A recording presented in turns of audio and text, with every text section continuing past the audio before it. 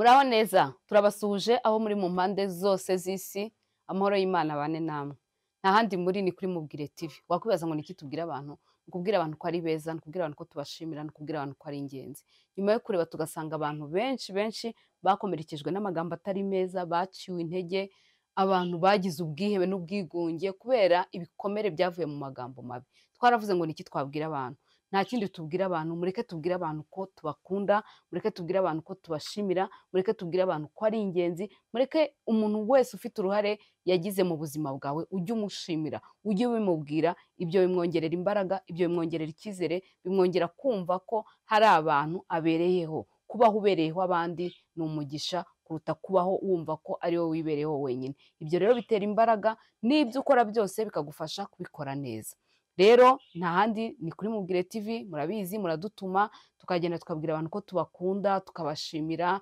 tukabashyira indabo tukabashyira umuhanzi tukabaririmbira hano ubundi ibintu bituranga ni amasiripurize ariko kubera ko mutari kudutuma cyane nyine tunyuzamo tugashyiramo n'ibiganiro ariko nimudutuma nimutangira kugenda mubimenya mwese mukajya mutubwira ati uyu munsi mungere kuri kanaka mungere kuri kanaka tuzajya tubikora neza ngiye kubabwira ibintu bitatu mu buzima ushobora kujya ugendera ku byawe ukabikora mu buzima bwawe niyo abantu bagucira urubanza niyo abantu bakujajinga cyangwa bakagufata uko utari ariko ibyo bintu bitatu iyo ubyubahirije ubaho wumva utekanye ukaba wumva ufite amahoro muri wowe ukaba wumva ko nta n'umuntu mufitanye urubanza ibyo bintu rero nibyo ngiye kubabwira ariko mbere yuko mbibabwira reka mbanze mbarangire ahantu mushobora gukora ibintu byiza ibintu by'ubwenge abantu mushaka kudodesha imyenda myiza nivuga kudodesha imyenda myiza ufite ubukwe ufite iminsi mikuru ushaka kwambara neza ushaka amarido ibintu byose bijyanye no kudodesha hari umuntu waguhaye impano aguha ikanzu nziza cyangwa aguha ipantaro nziza cyangwa aguha ishati nziza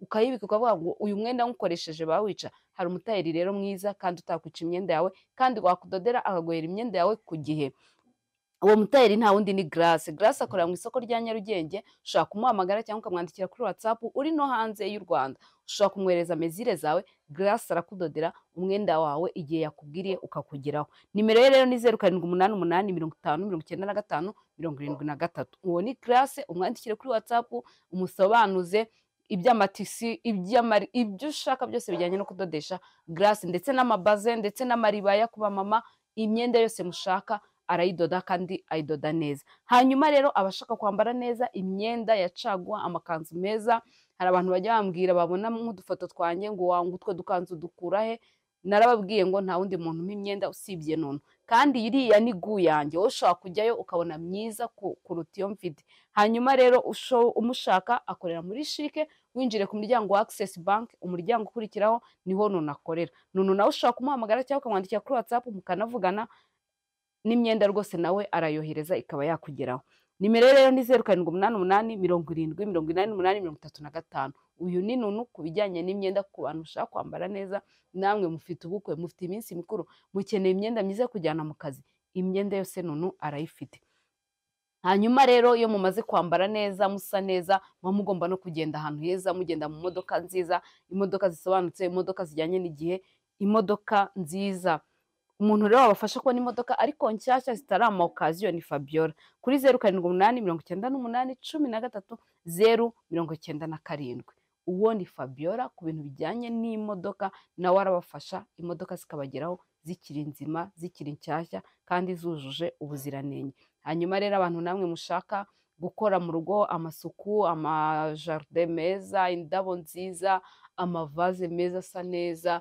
hahandi abantu bazagera kumva iwawe harasa neza ndetse hari akayaga murabizi ko indabo n'ibiti bizana umuyaga mu rugo uyu muntu rero Yvette nawe aragufasha aguhe ibintu byiza amavaze meza indabo nziza murabizi ko gukora mu ndabo ni umugisha hari abantu bajya mu ndabo rwose ngo zikahita zuma ngo no kuzinyuramo rero uyu nguyu yabigiyemo kuko afite nawe impano yabyo nimero rero ni 0788651258 Yvette ushaka kumwandikira kuri WhatsApp ushaka kumuhamagara ukamubwira icyo ushaka nimba ushaka indabo nimba ushaka amavaze byose Yvette arahari kugira ngo iwawe nawe harusheho gusa neza hanyuma rero mwambaye neza mwagenze neza iwanyu mwahagize neza munarye neza murye neza mugomba kurya neza mukarya ibintu bikiri fresh ibintu bitasaziye mu mafrigo ibintu bitatuma mugugara mu nda mutamererwa nabi mukarya inyama nziza mukarya inkoko nziza byose kwa tente birahari Sylvie Tente nimero ye ni 0788849494.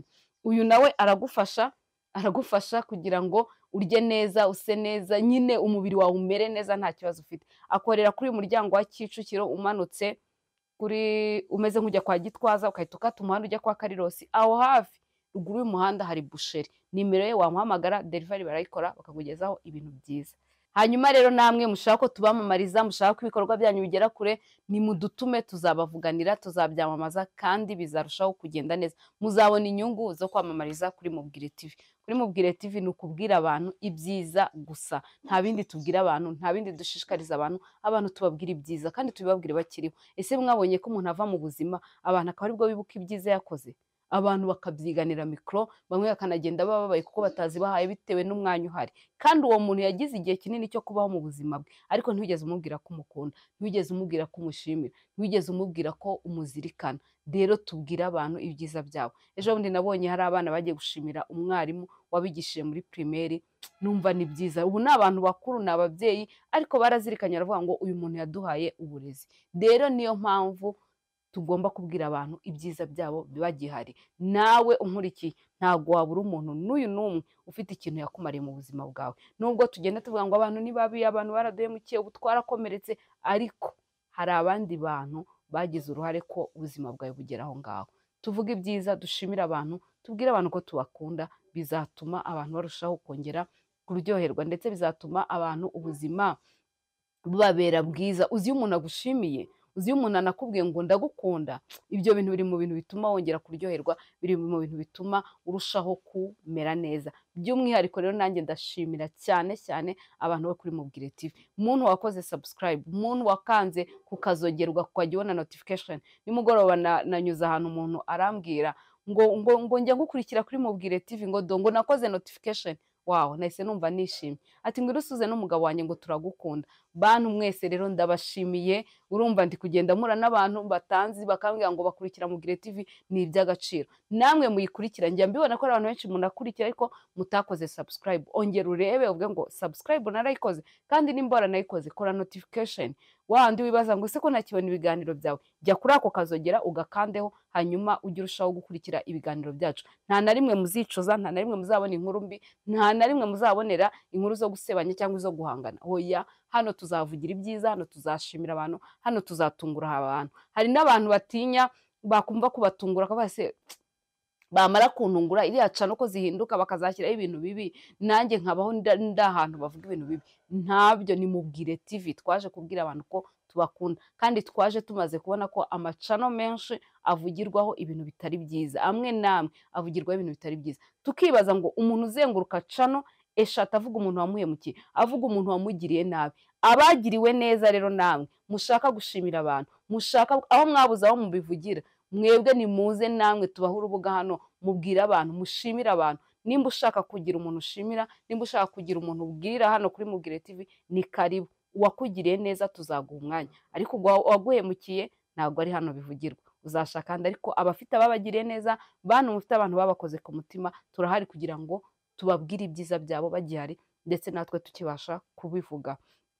Uyu munsi rero, twateganyije kubabwira ngo ibintu bitatu ugomba kugenderaho mu buzima bwawe, ukajya ubaho wumva utekanye, ukajya ubaho wumva ukeye mu mutima wawe, ukajya wumva ufite amahoro yuzuye, kuko ibyo bintu nubyubahiriza, ibyo bintu ukabigenderaho, bizagufasha guhora wumva nyine umutima wawe nta rubanza ugucira. Ibyo bintu rero nta bindi, ikintu cya mbere ni ugushimira. Niyo mpamvu babwira ngo tubwire abantu ibyiza byabo. Ushimire umuntu wakugiriye neza, shimira umuntu wakugiriye neza, uwakugiriye neza muri uwo mwanya, umuntu wakugiriye neza mu bihe byashize, ndetse n'umuntu uzakugirira neza. Ujye uzirikana ineza wagiriwe, ntukabe umuntu wibagirwa. Nimba umuntu akugobotse, nimba umuntu agufashije, nimba umuntu agutabaye, nimba umuntu hari ikintu akoze mu buzima bwawe, mushimire, mubwire ngo wakoze. Kabone ko niyo umuntu yavuga ngo se koko hari abantu nabo dushimira akabasiba koko byari bikwiye, se ko umuntu mbona yabifashe nka big deal, ariko bitewe nuko umugobotse, nuko umuntu mutabaye muri uwo mwanya, we aba yumva urwo rwego abishyizeho ari rwo rwego bikwiriye. Rero nubaho ushimira abantu ukajya uvuga ngo uyu muntu yangiriye neza ndamuzirikanye ndamushimiye, uyu muntu yakoze ibi ndamushimiye, uyu muntu ndakoze ibi ndamushimiye, bizatuma ubaho muri wowe utekanye, bizatuma ubaho nta mutima ugucira urubanza, bizatuma ubaho ufite amahoro yuzuye. Kuvuga ngo bizatuma ubaho ufite amahoro yuzuye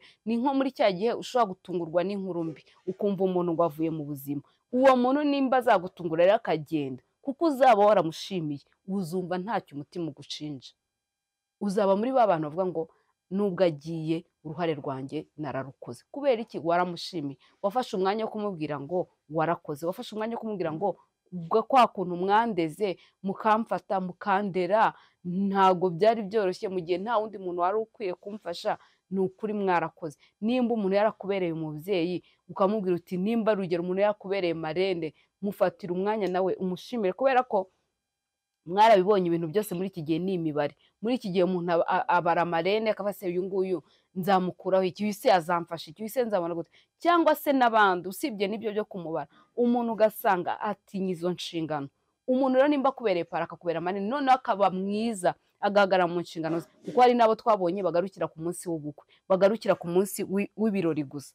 Rero nimba umuntu yahagaze mu nshingano ze neza akazikora neza, mushimire, umubwire uti vraiment ndagushimira. Ibi rero igihe cyose, impamvu ndi kuvuga ngo bizatuma ubaho ukeye mu mutima, bizatuma ubaho ufite amahoro yuzuye, bizatuma ubaho nta mutima ugucira urubanza. Igihe cyose uzatungurwa n'inkuru itari nziza ikubwira ngo uyu muntu avuye mu buzima, uyu muntu aragiye, uzavuga uti naruhuke, urugendo rwe arushoje neza. Nawe bizatuma ubaho ukeye kuko wamushimiye. Twige gushimira abantu mu bintu byose bagufashije, ikintu cyose umuntu azajya akora, usibye ubuntu bw'Imana, usibye umwuka w'Imana ufasha abantu bakaba batugirira neza, ubundi kamere dukozwemo ni iy'ububi, ni iy'ubwana bubi, ni iy'ubugome, ni iyo guhangana, ni iy'amashari, ni iy'amatiku. Rero ntuzajya ubona umuntu akoze ibyiza, ni ukuri ujye umushimira umubwira ati vraiment urakoze. Iyi ngingo ya mbere, gushimira, bizatuma ubaho umeze neza. Icyo ni cya mbere nababwiraga, cyagufasha kubaho ufite amahoro yuzuye, cyagufasha kubaho utekanye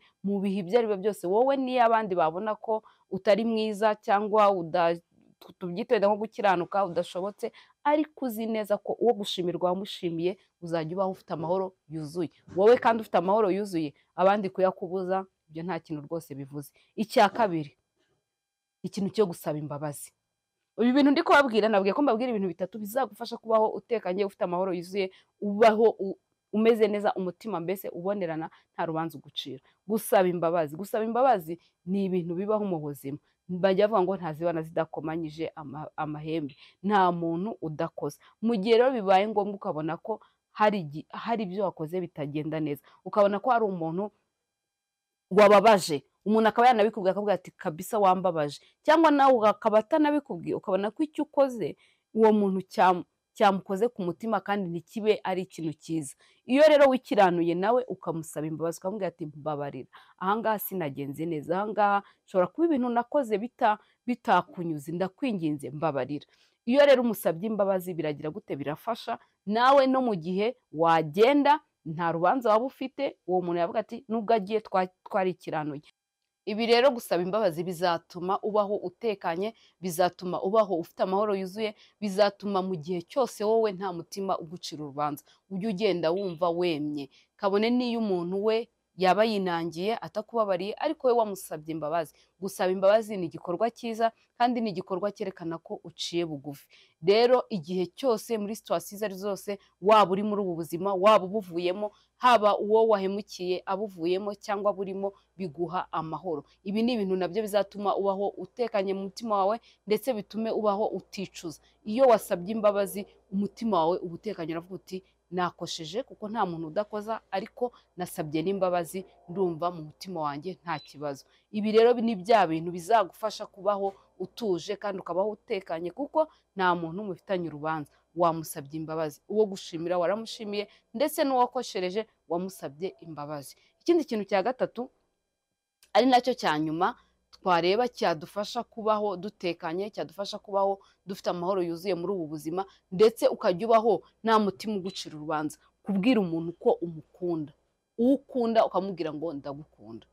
ntubigumane mu mutima wawe. Ari umuhanzi mwavuze ngo nturare utabivuze, kuko ibyejo nyine bibara bejo. Nimba ukunda umuntu mubwire ngo ndagukunda. Nimba ari umuntu ugomba kubwira nyine ko umukunda, bimubwire, umubwire uti ngewe ndagukunda gutya na gutya, ndagukunda kubera izi mpamvu izi n'izi ndagukunda. Ibi bintu bitatu rero, nubwira umuntu ko umushimira, umuntu wo kumushimira ukamushimira, uwo wakoshereje ukamusaba imbabazi, ukunda nawe ukajya umubwira uti ndagukunda. Kandi nibiba byiza nshuti yanjye gukunda abantu, jya ubibibutsa ko bakunda. Hari abantu babaho bakumva ko nta muntu bakunda. Umuntu akavuga ngo ubuse ngo nanjye hari umuntu nkunda, ngo ubwo ngo nanjye koko ngo se hari umuntu ngo nanjye ngo kuko ngo wavuga gutya ngo agagara mu bantu akavuga ngo arankunda. Rero nimba hari umuntu ukunda, jya umubwira ngo ndagukunda. Nta kintu kiryoha nko gukundwa. Nta muntu wanga gukundwa, nta muntu n'umwe wanga ibyiza. Kandi aya magambo mbabwiye ni amagambo meza, ni amagambo atuma urushaho kuryoherwa, ni amagambo atuma urushaho kumva ko ubuzima uburimo kuko ufite impamvu, ni amagambo wumva ukagira icyanga cy'ubuzima. Rero kuko ariko muri MubwireTv, kuko ari kuri MubwireTv ari ukubwira abantu ko tubakunda, ari ukubwira abantu ko tubashimira, ari ukubwira abantu ko ari ingenzi, ari ukubwira abantu ko ari ab'umumaro mu buzima bwacu. Mureke tubwire abantu ko tubashimira, nibyo bintu mpora mbabwira, dushimire abantu kandi tubashimire bakiriho. Apana ibyo kuvuga ngo ibintu ngo uyu muntu yankoreye ngo ni ukuri ngo ubu hasigaye ngo tugiye gukomezanya n'abana be. Urakomezanya n'abana be? We mwaratangiranye? We mwarabitangiranye? Warabimubwiye? Cyangwa agiye avuga ngo se ku isi hari umuntu nanjye nsigiye ibyishimo? Tuba impamvu yo gutuma abantu baseka, tuba impamvu yo gutuma abantu bamwenyura, tuba impamvu yo gutuma abantu barushaho kuryoherwa n'ubuzima. Nta handi rero, ni kuri MubwireTv. Dukore subscribe, dukore share, dukore comment. Ibi bintu bijye bigera ku bantu, abantu bamenye ko tugomba kuvuga ibyiza, bamenye ko tugomba gushimira abantu, bamenye ko tugomba kwereka abantu urukundo bagihari. Murakoze, ndabakunda nanjye kandi ndabashimira cyane. Muri abantu badasanzwe, muri abantu b'ingenzi. Imana ibahe umugisha.